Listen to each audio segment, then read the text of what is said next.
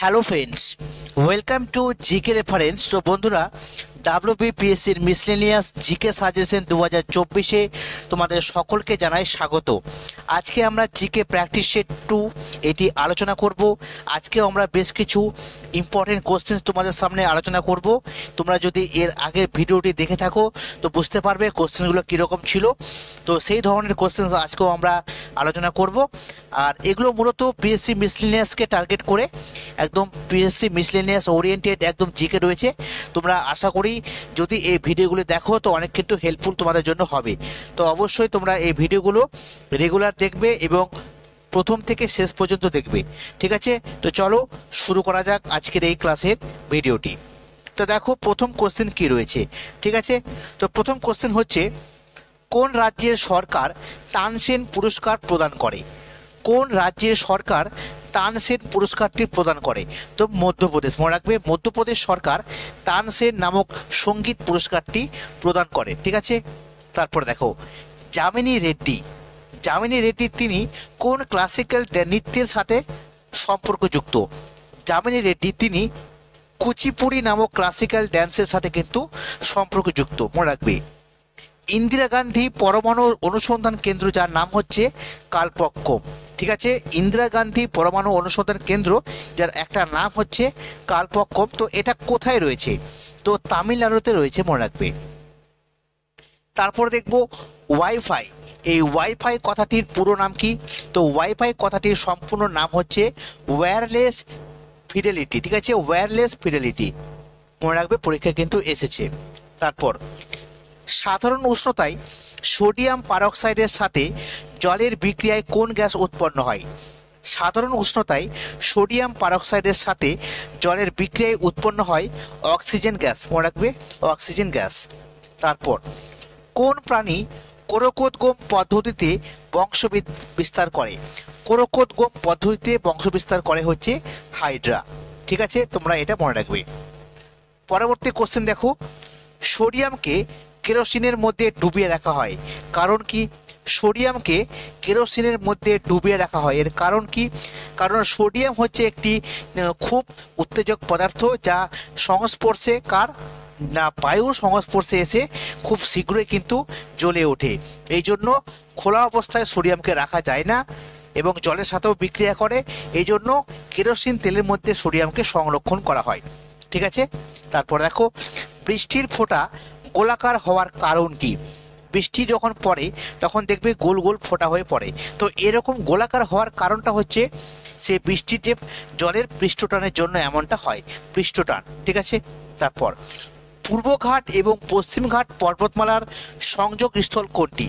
অর্থাৎ কোন পর্বতের মধ্যে পূর্বঘাট এবং পশ্চিমঘাট পর্বত দুটি পরস্পর মিলিত হয়েছে? তো সঠিক উত্তর হবে নীলগিরি পর্বতের মধ্যে এরা মিলিত হয়েছে।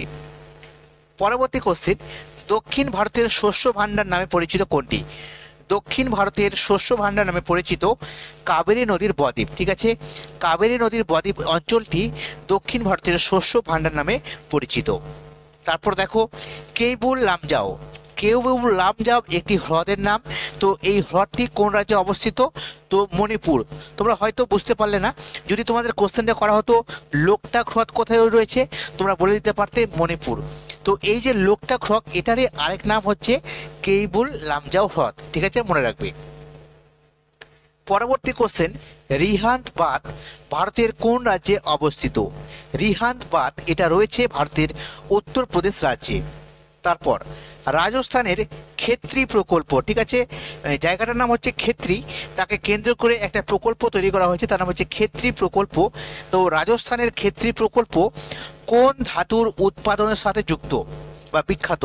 তো মনে রাখবে, তামার উৎপাদন হয় রাজস্থানের খেত্রি নামক অঞ্চলে, ঠিক আছে? কোশ্চেনটা কিন্তু বহুবার এসে পরীক্ষাতে, তো অবশ্যই তোমাদের জন্য কোশ্চেনটা ইম্পর্টেন্ট, ঠিক আছে? তারপর দেখো, fall of sparrow. Fall of sparrow এই গুরুত্বপূর্ণ একটি বই। তো এটার লেখককে?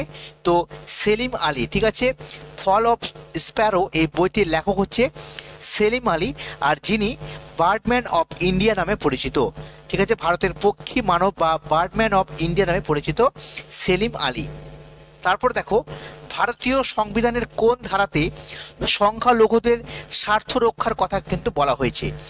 সংখ্যালঘুদের স্বার্থ রক্ষার কথা বলা হয়েছে 29 নাম্বার ধারাতে। ঠিক আছে, এটা মনে রাখবে।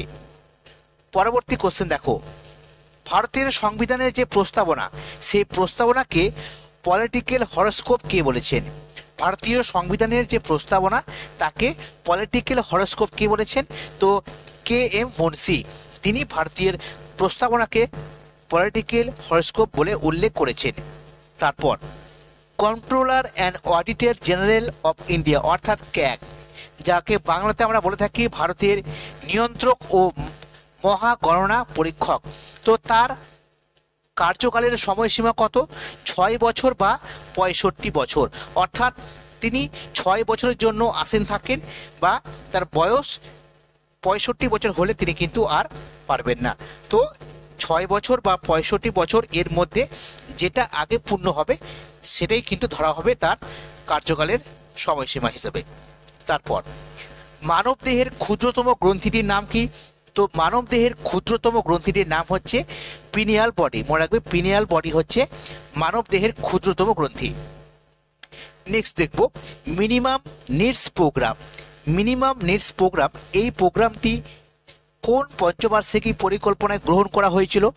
মিনিমাম নিডস প্রোগ্রাম, তো এটি পঞ্চম পঞ্চবার্ষিকী পরিকল্পনায় গৃহীত হয়েছিল।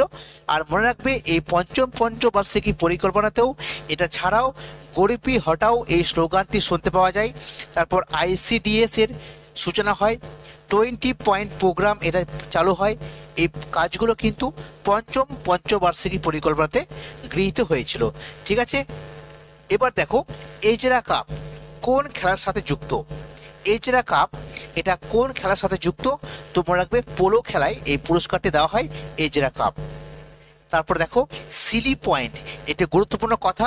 সিলি পয়েন্ট এই কথাটি কোন খেলায় ব্যবহার করা হয়? তো ক্রিকেট খেলায় ব্যবহার করা হয় সিলি পয়েন্ট। পরবর্তী কোশ্চেন, কম্পিউটারের কয়েকটি প্রোগ্রামিং ল্যাঙ্গুয়েজের নাম। ঠিক আছে, কম্পিউটারের কয়েকটি প্রোগ্রামিং ল্যাঙ্গুয়েজের নাম হচ্ছে BASIC, Logo, Fortran, COBOL, Pascal, C++। এগুলো প্রত্যেকটাই হচ্ছে কম্পিউটারের প্রোগ্রামিং ল্যাঙ্গুয়েজ। ঠিক আছে, মনে রাখবে। পরবর্তী question, the third pillar. The third pillar এই গুরুত্বপূর্ণ বইটির লেখককে? তো রঘুরাম রাজন। ঠিক আছে, রঘুরাম রাজনের লেখা দ্য থার্ড পিলার, মনে রাখবে। তারপর টু স্টেটস। টু স্টেটস এটা নামে সিনেমা হয়েছে, তো বিখ্যাত একটি বই, চেতন ভগতের লেখা টু স্টেটস। ঠিক আছে, তারপর কার্টুন চরিত্র, তোমরা সকলে জানো টম এন্ড জেরি। ঠিক আছে, এই কার্টুন চরিত্র টম এন্ড জেরির স্রষ্টাকে? তো উইলিয়াম হানা অ্যান্ড জোসেফ বারবারা। ঠিক আছে, উইলিয়াম হানা অ্যান্ড জোসেফ বারবারা, তিনি হচ্ছেন টম এন্ড জেরি এই কার্টুন কমিক্সের কিন্তু স্রষ্টা। ঠিক আছে, মনে রাখবে। পরবর্তী কোশ্চেন, শিবকুমার শর্মা তিনি কোন বাদ্যযন্ত্রের সাথে যুক্ত ছিলেন? শিবকুমার শর্মা তিনি ছিলেন একজন বিখ্যাত সন্তুর বাদক। ঠিক আছে, সন্তুর বাদক শিবকুমার শর্মা। তারপর বিখ্যাত পার্সি উৎসব নওরোজ। ঠিক আছে, তো নওরোজটা কি? একটি পার্সি উৎসব। তো এটার প্রবর্তক কে ছিলেন? কে এটা সূচনা করেছিলেন? তো গিয়াসউদ্দিন বলবন। ঠিক আছে, সুলতানি যুগের শাসক গিয়াসউদ্দিন বলবন তিনি পার্সি উৎসব নওরোজ নামক কিন্তু একটি উৎসব প্রচলন করেছিলেন। তারপর ভারতের কতগুলি ভাষাকে ক্লাসিক্যাল ভাষার মর্যাদা দেওয়া হয়েছে? মনে রাখবে, ভারতের টোটাল 6টি ভাষা রয়েছে যাকে ক্লাসিক্যাল ভাষার মর্যাদা দেওয়া হয়েছে। সেই 6টি ভাষা তোমাদের জানতে হবে। সেগুলো কি কি? তামিল, তেলেগু, সংস্কৃত, কানাড়া, মালায়ালম এবং ওড়িয়া। এই 6টি হচ্ছে ক্লাসিক্যাল ল্যাঙ্গুয়েজ। ঠিক আছে, মনে রাখবে। তারপর দেখো জালিকাট্টু। ঠিক আছে, এটা তামিলনাড়ুতে প্রচলিত একটি উৎসব। তো জালিকাট্টু, তো বলছে এই যে উৎসবটি কোন উৎসবের সাথে যুক্ত? তো এটা হচ্ছে পোঙ্গলের সাথে কিন্তু যুক্ত। ঠিক আছে, তাহলে পোঙ্গলটাও কোথায় দেখতে পাওয়া যায়? তামিলনাড়ুতে।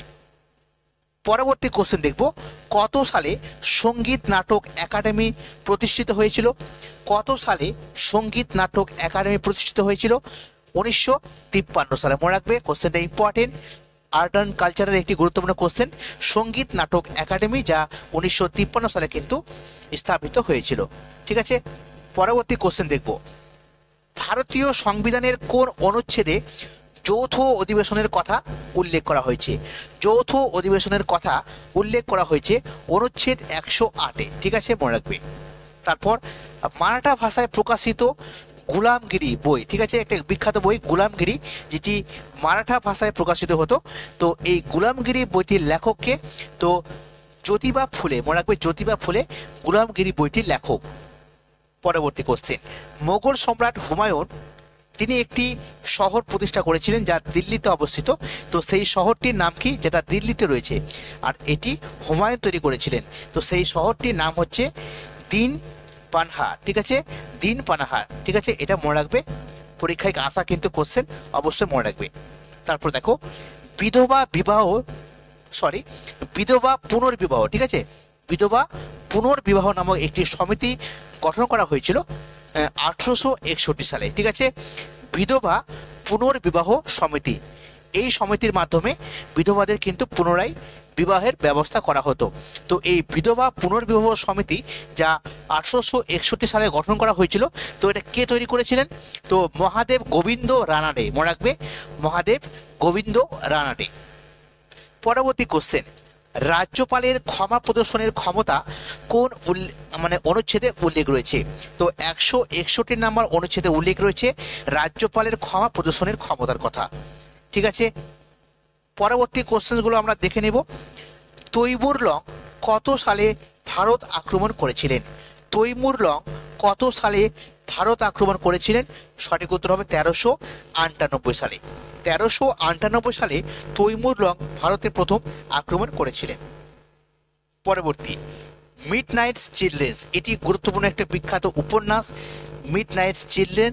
তো এটি কার উপন্যাস, তো এটা হচ্ছে সালমান রুশদি, ঠিক আছে, সালমান রুশদির লেখা বিখ্যাত উপন্যাস মিডনাইটস চিলড্রেন্স, মনে রাখবে। জাতীয় ক্রীড়া দিবস, ঠিক আছে, ন্যাশনাল যে স্পোর্টস ডে রয়েছে, জাতীয় ক্রীড়া দিবস, এটা কবে পালিত হয়, তো 29শে আগস্ট কিন্তু পালিত হয় প্রতি বছর। আর এটা 2012 সাল থেকে পালিত হয়ে আসছে। কারণ কি, কারণ হকির যে জাদুঘর মেজর ধ্যানচাঁদের জন্মবার্ষিকী উপলক্ষে এই দিনটিকে পালন করা হয়, ঠিক আছে। পরবর্তী, কেলুচরণ মহাপাত্র, কেলুচরণ মহাপাত্র তিনি কোন নৃত্যের সাথে সম্পর্কযুক্ত, তো ওড়িশি নৃত্যের সাথে কিন্তু সম্পর্কযুক্ত। পরবর্তী, কেঁচো, যোগ, এইসব প্রাণীগুলি কোন প্রাণী জগতের কোনটির মধ্যে অন্তর্ভুক্ত, তো ফাইলাম অ্যানিলিডা, মনে রাখবে ফাইলাম অ্যানিলিডা, ঠিক আছে, এগুলো ইম্পর্টেন্ট। পরবর্তী কোশ্চেন আমরা দেখব কি রয়েছে, দেখো, প্রোক্যারিওটিক এবং ইউক্যারিওটিক উভয় প্রকার কোষেই কোন কোষীয় অঙ্গাণুটা বর্তমান, রাইবোজোম। এই রাইবোজোম এমন একটি কোষীয় অঙ্গাণু যা প্রোক্যারিওটিক এবং ইউক্যারিওটিক উভয় প্রকার কোষেই কিন্তু দেখতে পাওয়া যায়। পরবর্তী কোশ্চেন, অর্জুন পুরস্কার কত সাল থেকে প্রদান করা হয়, তো 1961 সাল থেকে, মনে রাখবে অর্জুন পুরস্কার প্রদান করা হয় 1961 সাল থেকে। তারপর এশিয়ান ডেভেলপমেন্ট ব্যাংক, যাকে এডিবি বলা হয় সংক্ষেপে, এশিয়ান ডেভেলপমেন্ট ব্যাংক, তো এর সদর দপ্তর কোথায় অবস্থিত, ফিলিপিন্সের ম্যানিলাতে, মনে রাখবে ফিলিপিন্সের ম্যানিলাতে রয়েছে এশিয়ান ডেভেলপমেন্ট ব্যাংক বা এডিবি। পরবর্তী কোশ্চেন, কত সালে রিজার্ভ ব্যাংকের জাতীয়করণ করা হয়, অর্থাৎ আরবিআই এর জাতীয়করণ করা হয়, তো 1 জানুয়ারি 1949, ঠিক আছে, 1 জানুয়ারি 1949। আর মনে রাখবে এই রিজার্ভ ব্যাংক প্রতিষ্ঠিত হয়েছিল 1 এপ্রিল 1935, ঠিক আছে, 1 এপ্রিল 1935, দুটোই কিন্তু ইম্পর্টেন্ট, ঠিক আছে। তো বন্ধুরা, এই ছিল আজকের ক্লাস, এই পর্যন্তই। তো যদি তোমাদের এই ক্লাসগুলি ভালো লাগে তো অবশ্যই লাইক করবে, শেয়ার করবে এবং নতুন হয়ে থাকলে চ্যানেলটি সাবস্ক্রাইব করবে। তো আজকের ভিডিওটি তোমাদের কেমন লাগলো অবশ্যই কমেন্টে জানাও। তোমরা সাপোর্ট করো, তোমাদের জন্য এরকম রেগুলার ক্লাস আসবে, তোমরা শুধু সাপোর্ট করে যাও। তো বন্ধুরা, সকলে ভালো থেকো, আজকে এই পর্যন্তই, থ্যাংক ইউ।